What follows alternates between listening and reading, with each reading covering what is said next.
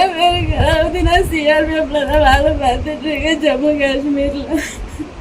என் ஊர் பொண்ணு பக்கத்துலன்ற நாராயணபுரம் கிராமம். எங்கள் வீட்டில் யானு எங்கள் அப்பா எங்கள் அண்ணன் எங்கள் அம்மா. எங்கள் அம்மா 24ஆம் தேதி சாயங்காலம் 3:30 மணிக்கு மாடு மேய்க்க போகும்போது யாரோ போட்டு உடச்சி மொத்த நகை எடுத்துகிட்டு போயிட்டேன். என் கல்யாணத்துக்காக சேர்த்து வச்சேன் நகை.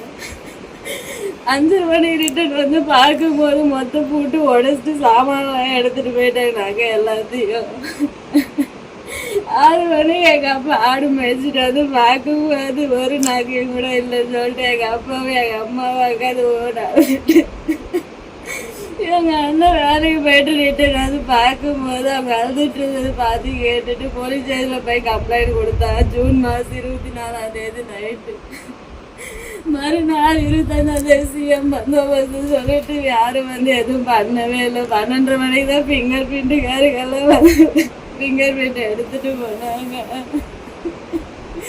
எஃப்ஐஆர் காப்பி கூட போடாமல் 28ஆம் தேதி தான் எஃப்ஐஆர் காப்பி போட்டு கொடுத்தாங்க. நான் எல்லா விதத்துலேயும் ட்ரை பண்ணி பார்த்துட்டேன். கேஸ் எந்த இடத்துல எதுவும் எடுக்க மாட்டேன்றாங்க.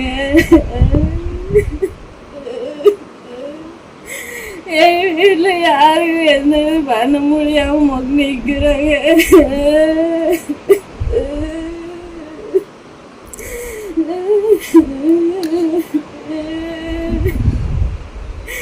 என் கல்யாணத்துக்காக சேர்த்து வச்ச மொத்தம் நான் 22 சவரன் நாக்கையும் பட்டு போடவே காசு 50,000 எடுத்துட்டு போயிட்டாங்க.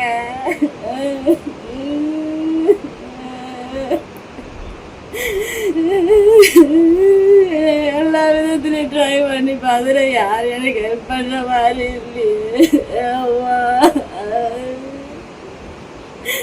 போச்சு எங்க நாங்க எல்லாமே போச்சு.